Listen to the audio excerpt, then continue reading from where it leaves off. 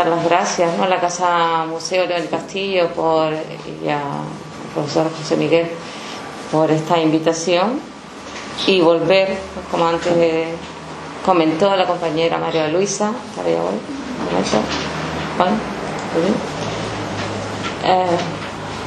voy a primero dejar de compartir para volver a compartir lo que yo quiero, por si acaso. Sí, voy a poner la cámara. Estaba.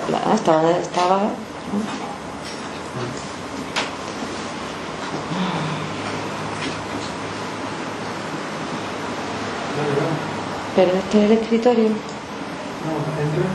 A ver,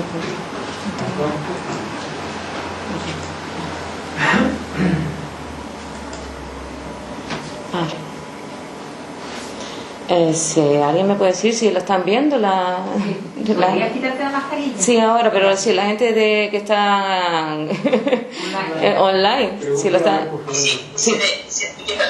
Sí, vale, gracias. Sí, ya voy. Bien. Gracias. Vale, ven. Bueno, ahora ya estamos. Pues nada, reitero las gracias, ¿no?, por esta invitación y volver a estar aquí después de tanto tiempo, primero como ponente, en otras ocasiones también he estado, no específicamente en el curso de Historia Contemporánea, sino en otras invitaciones, en otros eventos, o como organizadora cuando compartí mi tiempo con María Luisa. Bien,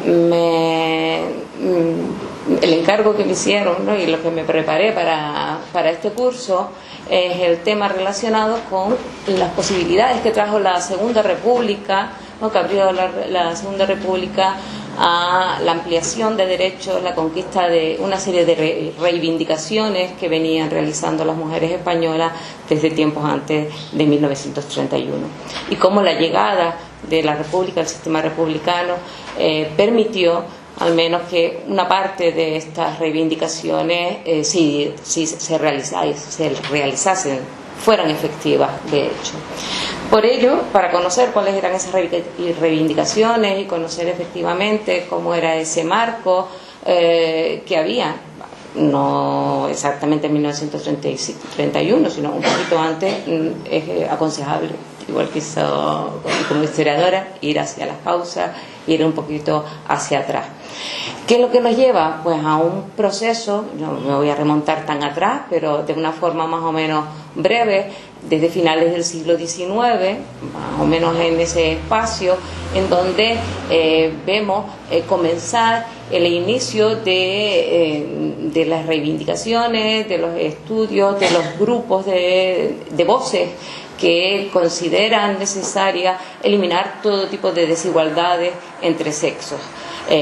Fundamentalmente las desigualdades que provienen de la consideración de la mujer como un ser inferior al hombre, ¿no?, una diferencia de tipo sexual. En esta cuestión de la diferenciación y de la inferioridad de la mujer, de la superación de estas diferencias, es muy importante las ideas que provienen desde el socialismo utópico, el krausismo, etcétera, que abogan por una formación de carácter humanístico. Es importante, por tanto, que se forme a la mujer para que demuestre a través de esa formación su capacidad y esa irrelevancia, esa negación de lo que es esa diferenciación y esa inferioridad que se alegaba. Es decir, se va buscando una idea a lo mejor de complementariedad, pero nunca de desigualdad en cuestiones de inferioridad.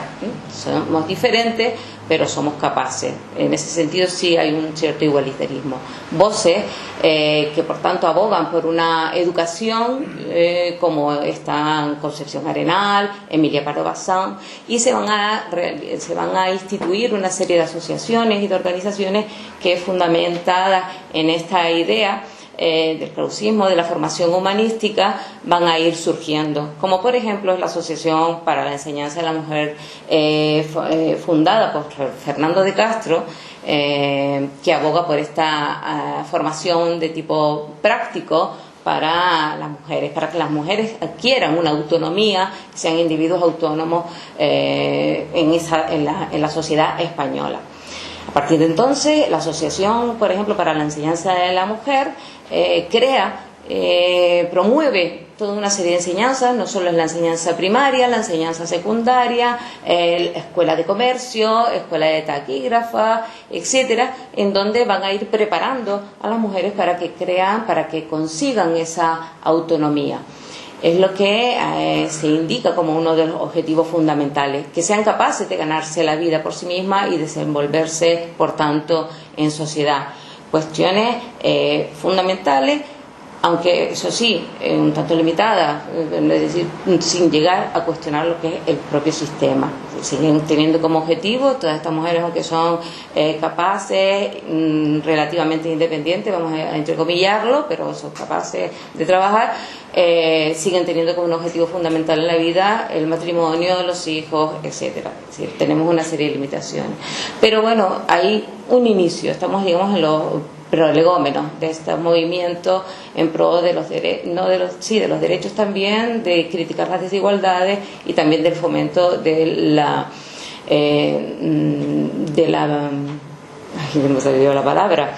preparación de las mujeres para la vida laboral y pública.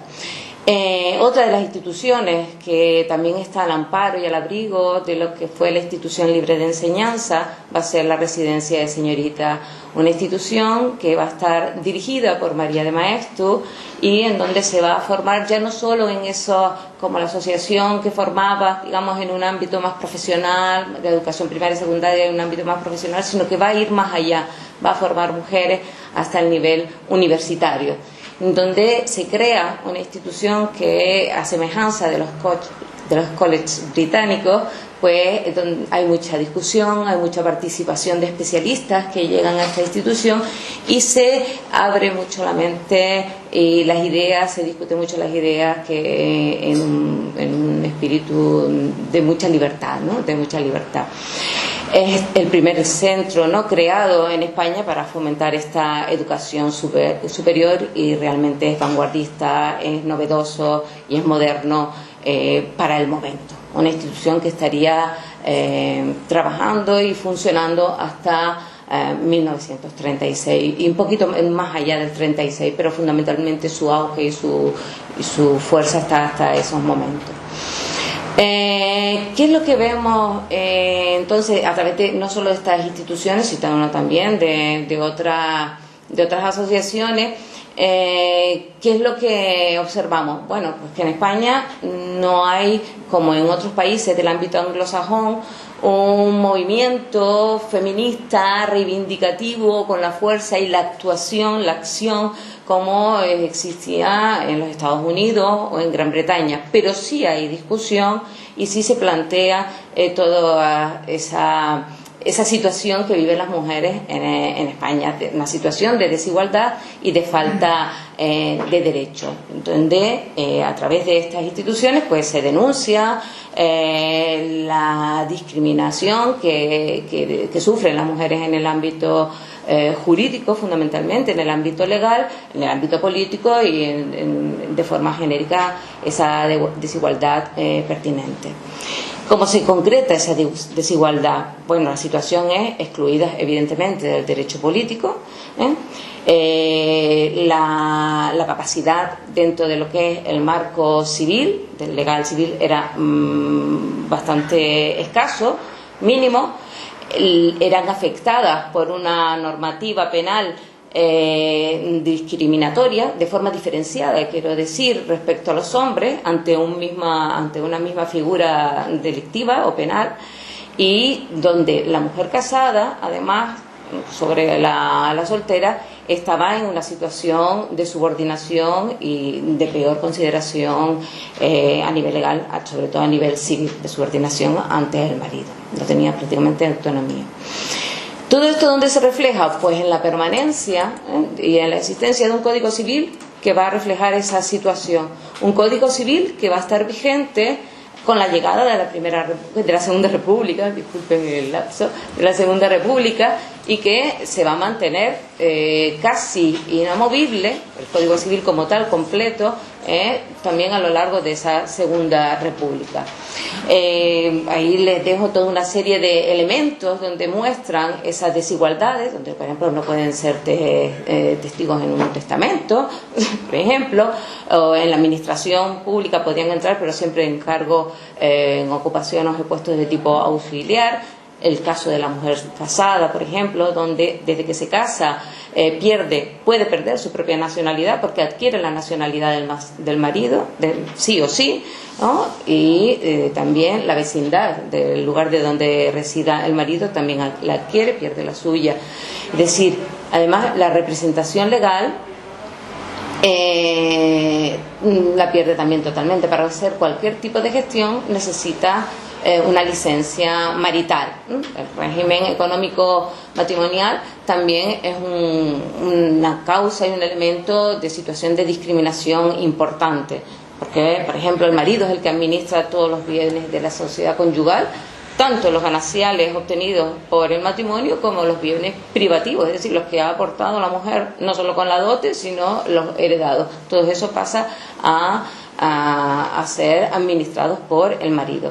E incluso en el caso del divorcio, la única causa que se considera en estos momentos era el adulterio, y que tiene una connotación diferente también de la mujer adúltera respecto a la consideración de adúltero por parte del marido. Tiene que ser un escándalo público, si no, no era un adúltero.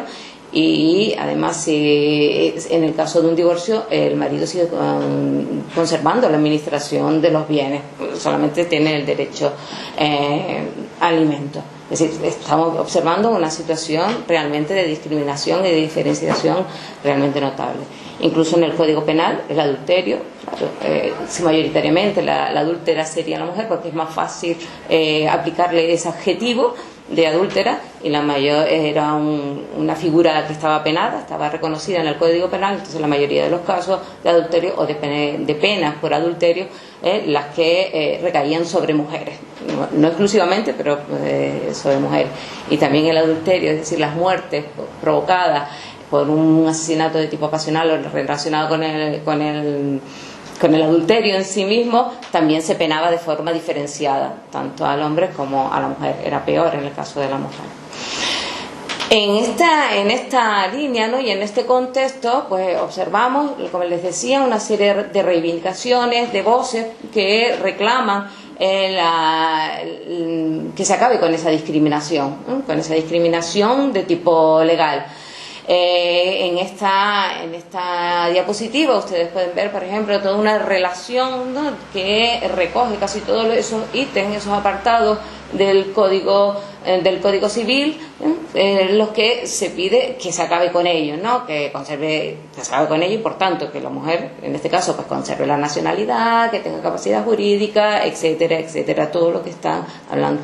Y estas voces que están hablando, que están reclamando la igualdad, que se acabe con esa discriminación, son voces de mujeres que no son exclusivamente mujeres que podríamos englobar en el ámbito más unido hacia las ideas de izquierda, también mujeres del ámbito católico, del ámbito conservador, también van a abogar por la defensa de los derechos de la mujer, salvo con sus salvedades, evidentemente, como puede ser no al divorcio o la cuestión de la religión católica o el aborto. O sea, ahí sí que no van a entrar, pero en otro tipo de reivindicaciones que son eso, la independencia jurídica, etcétera, en eso van a coincidir prácticamente casi todas las tendencias o corrientes que aunan asociaciones diferentes, como esta Asociación Nacional de Mujeres, en donde, por ejemplo, hace esta alusión, ¿no? Las mujeres de España vivimos al presente horas de expectación como jamás hemos experimentado. Esto en el 31, claro, las expectativas que estaba creando en la llegada de la República. Creemos llegado el momento de alcanzar todas esas reivindicaciones femeninas, como por ejemplo las que se engloba en esta relación.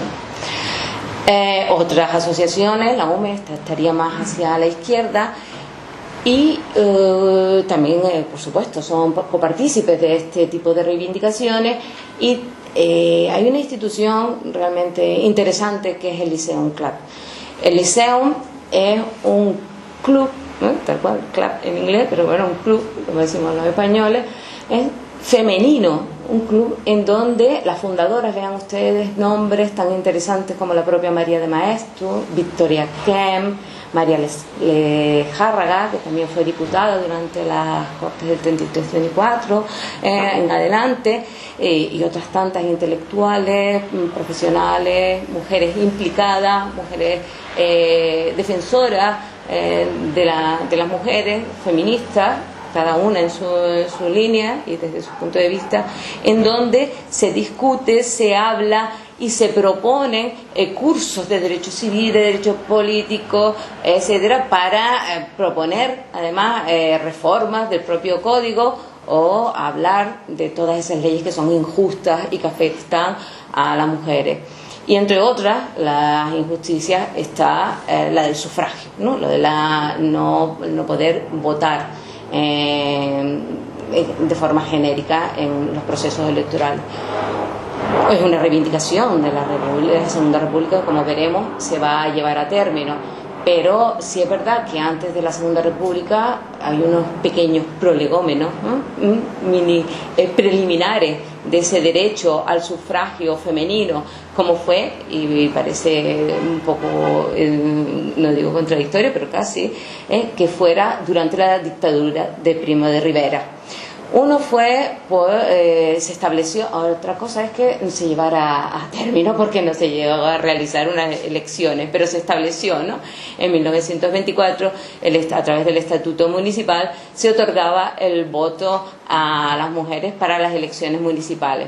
Ahora, era limitado, estaba claro, solamente las mujeres casadas no podían participar. Era solamente para las mujeres que fueran cabeza de familia. O sea, las cabezas de familia son mujeres independientes, que tienen casa propia, que tienen unos ingresos, que pueden demostrarlo, etcétera, como pueden ser viudas o solteras en este caso.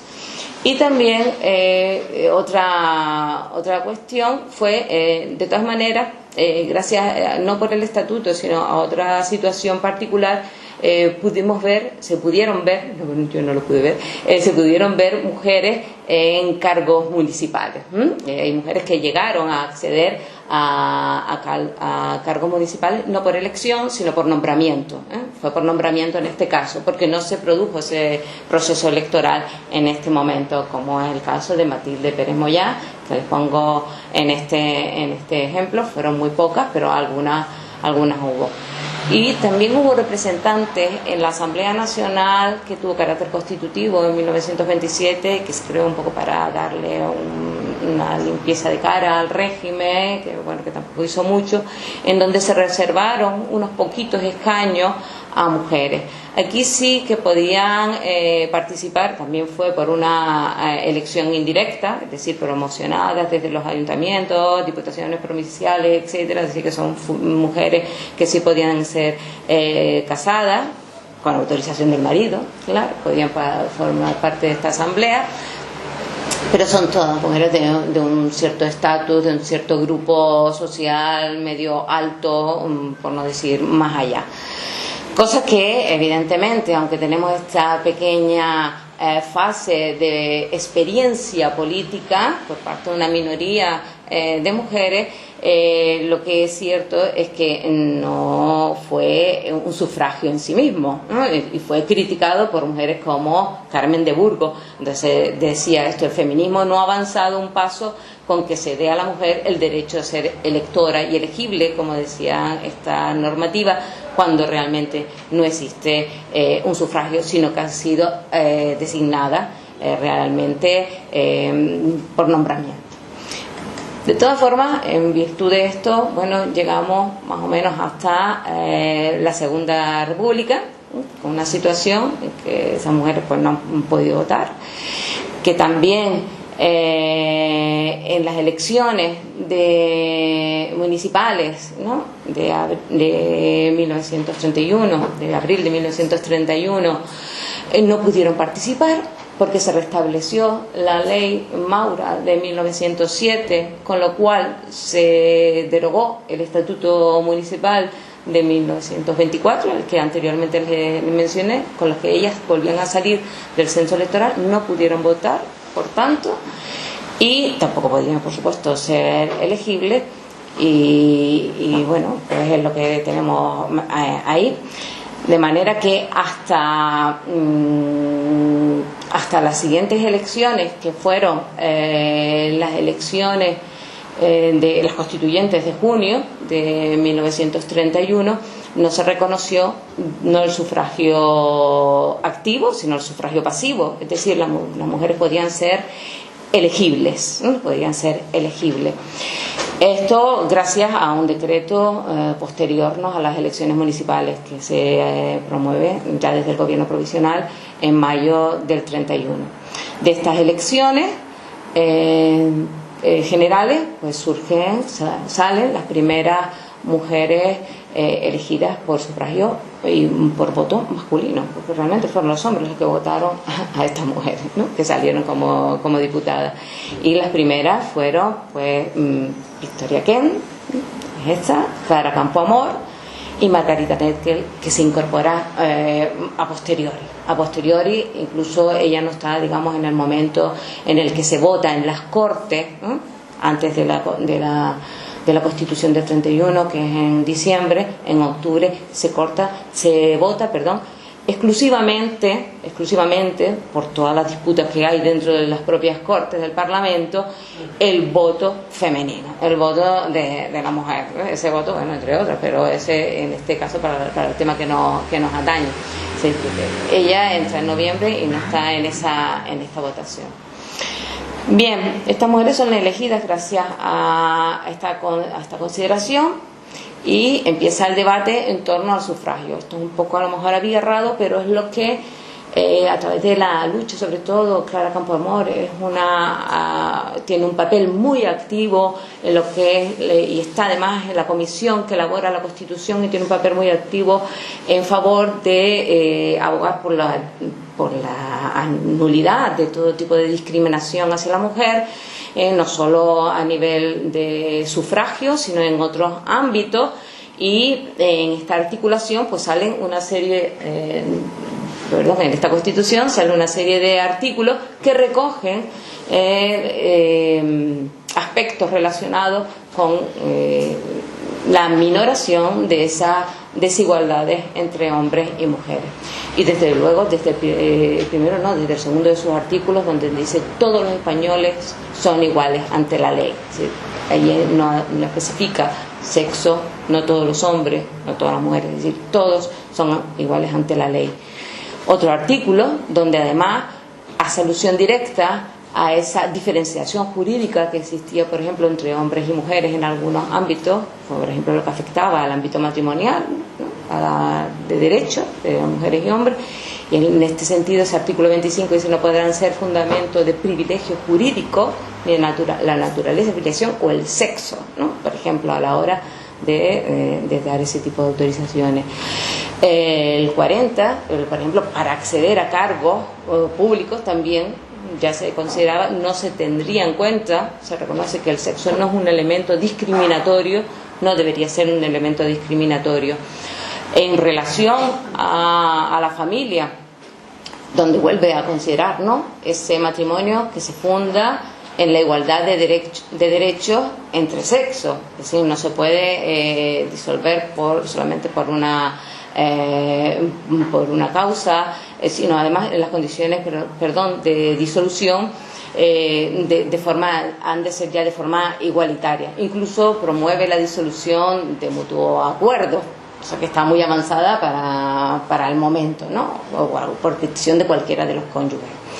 En cuestiones de trabajo, por ejemplo, también se reconoce una legislación, no una legislación, sino una serie de derechos de tipo social y laboral, como es fundamental la protección a la maternidad, ¿no?, el tener derecho a una protección cuando se han tenido hijos, sin que eso suponga la pérdida, por ejemplo, de un puesto de trabajo.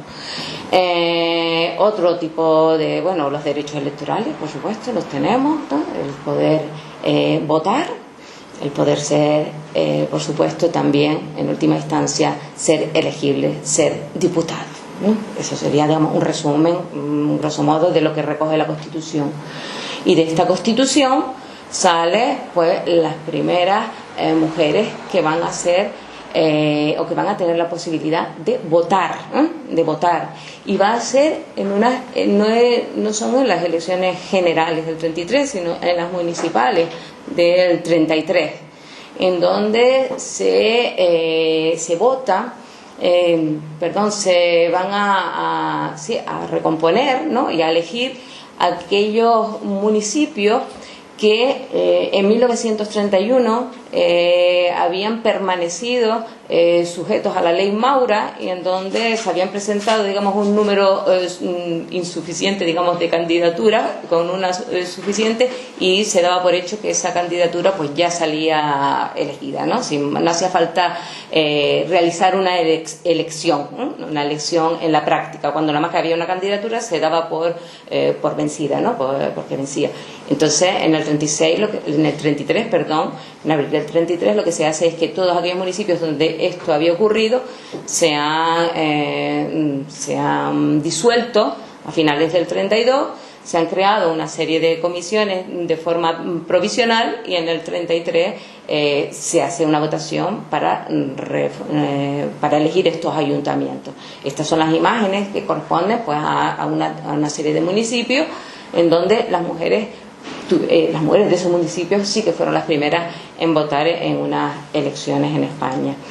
Y esta sería, aunque no fue por el proceso electoral, sino la primera alcaldesa de la Segunda República, que fue propuesta por las comisiones estas que sustituyeron a los ayuntamientos tras la suspensión del 32, entre el 32 y la elección de 1933.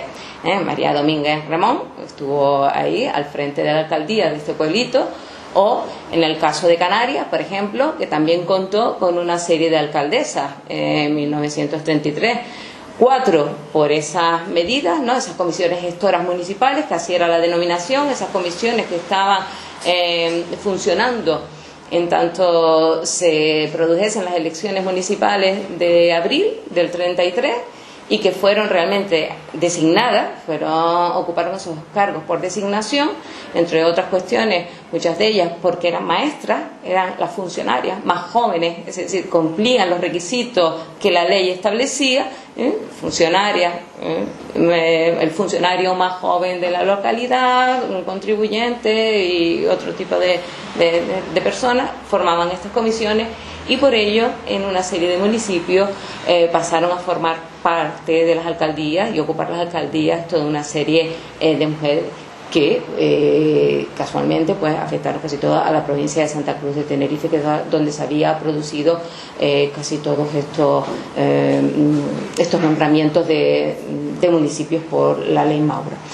De las elecciones municipales del 33, la que se sale es la alcaldesa, no como tal, era teniente de alcalde, segundo teniente de alcalde, y por renuncia del alcalde pasa a ocupar la alcaldía Juana García Rodríguez en Artenara, ¿no? Ese es un caso que tenemos aquí, que lo he puesto como a nivel de ejemplo de lo que afectó a Canarias, por ejemplo, esta primera legislación. ¿Qué salió de esta legislación? No solo de la Constitución, la Carta Magna, hay toda una serie de principios, pero hay que regularlo, hay que legislarlo, hay que desarrollarlo. Y si no se desarrollan, no tienen que ser preceptivos obligatoriamente de hacerse efectivos. De hecho, no fue mucha la legislación que consiguió desarrollar una serie de derechos que afectaran en condiciones de igualdad a las mujeres. Se quedaron algunos fuera. Sé que se consiguió, como sabemos, por supuesto, el derecho al voto en el 33, la ley del matrimonio civil, un matrimonio civil obligatorio, no es que no existiese, sino que era a partir de ahora el matrimonio obligatorio, el que era... existía el matrimonio canónico, pero no era el matrimonio oficial, digamos, el válido, en este momento. Y otra cuestión por la que luchó mucho también Clara Campoamor fue la ley del divorcio, en unas condiciones más igualitarias que no era el divorcio que existía anteriormente, en donde se planteaba, como anteriormente les indiqué, esa disolución de mutuo acuerdo, que era muy novedoso, donde la condición, por ejemplo, de adulterio ya es similar tanto para el hombre como para la mujer. No hay una alusión a ese escándalo público que había con anterioridad. Y se tienen también otro tipo de causas, como puede ser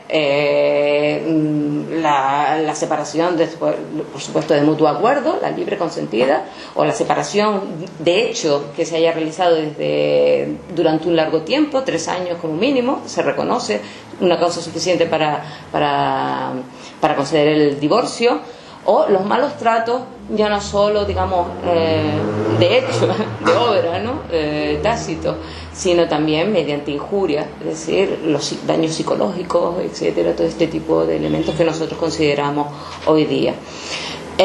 Sobre las pensiones alimenticias, las tutelas, la patria potestad de los hijos, en todo esto se avanzó mucho gracias a esa ley del divorcio, puesto que prácticamente era nula la posibilidad de la mujer de mantener patria potestad sobre los hijos en época anterior, la perdían, ¿no? Tras un proceso de separación o cuando contraían nuevas nupcias, una viuda, etcétera. Entonces esto sí que se mejoró notablemente, y por supuesto el Código Penal también supuso una mejora en cuanto a que se suprimió el adulterio como un delito, como una figura delictiva, y también el tratamiento diferenciado que existía anteriormente en el caso de que el marido fuera el que de una muerte, ¿no? De muerte del cónyuge, que es lo que se conoce como uxoricidio, en ese caso era diferenciado el tratamiento si era cometido por el hombre, por el marido, o si era cometido por la mujer. En ese caso también hay un tratamiento igualitario. Otro tipo de normas, como antes les comenté, a nivel laboral, por ejemplo, el seguro de maternidad. Eso es una seguridad, daba una cierta seguridad a las mujeres que podían tener no solo asistencia médica, sino tener una baja laboral por maternidad y no perder su puesto de trabajo. La propia ley de trabajo, en donde va a considerarse el servicio doméstico, que era muy habitual, un trabajo, un sector muy feminizado, junto con otro tipo de trabajos a domicilio, las planchadoras, otro tipo de servicios, ¿no? Las lavanderas, todo esto, a reconocerlas como trabajo en sí, está arreglado, está arreglado. Y otro tipo de decretos, por ejemplo, el de diciembre de 1981, que incluso estaba más avanzado que lo que eran otras leyes, que el propio Código Civil, y entraba en contradicción con el Código Civil, y en esta contradicción, al existir esta contradicción, muchos tribunales, jueces y también empresarios, etcétera, se acogieron además al Código Civil, el Código de Trabajo, la ley laboral, otro tipo de legislación, para no cumplirlo, ¿no? Para no cumplirlo.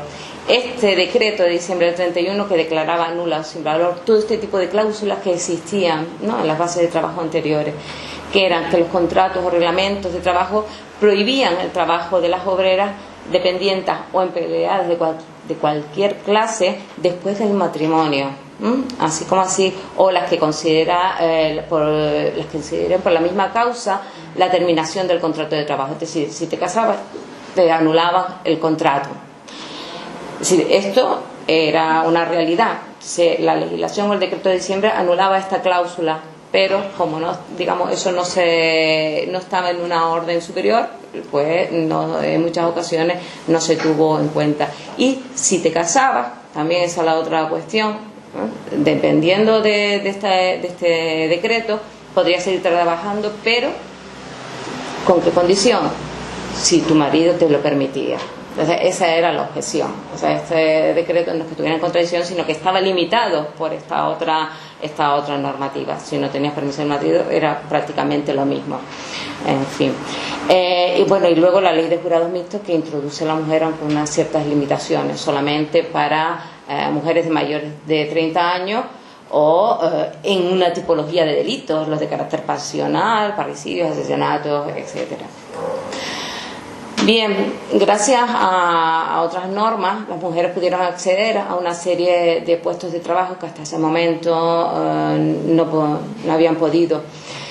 Pudieron opositar y tener toda la reglamentación, no les voy a decir todos los decretos porque es un poco tedioso, pero el acceso a notaría, a registradores de la propiedad, podían opositar a estos puestos, secretarios de juzgados municipales, a procurador y por supuesto a todos los cargos de tipo de auxiliar que permanecieron. ¿Qué pasó? Llegó 1933, cambio de registro, cambios hacia la derecha. Las cuestiones que estaban legisladas más o menos se mantuvieron, pero sí que es verdad que lo que no estaba legislado hasta ese momento en otros ámbitos, en este caso, ¿no?, en el ámbito del trabajo, empezaron a plantear limitaciones como es la prohibición de opositar al cuerpo dentro del Ministerio de Hacienda, al cuerpo de aduana, la oposición, no poder acceder a cargos dentro del Ministerio de Justicia, seguir la carrera judicial.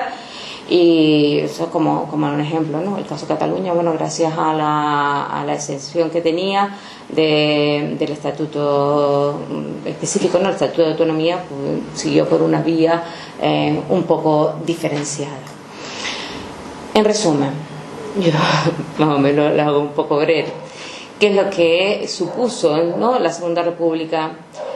Nos permitió, evidentemente, abrir el debate, ¿no?, sobre la igualdad de derechos civiles, de derechos políticos de la mujer. De ese debate consiguió cumplir una serie de reivindicaciones feministas que venían desde épocas anteriores.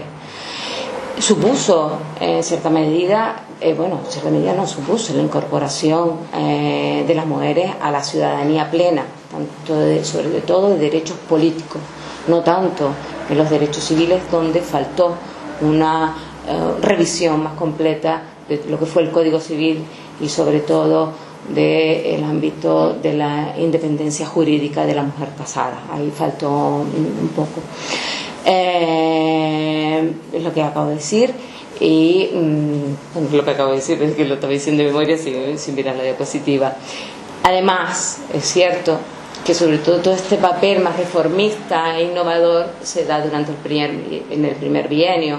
A partir de 1933 hay un parón en todo este tipo de reformas, un parón que supone pues el que hubiese poco tiempo para llevar a cabo todas esas reformas, para que se desarrollase legislativamente todas las propuestas que planteaba la Constitución y las mujeres siguieron necesitando, estoy utilizando, ¿no?, las palabras de Isabel Lizárraga,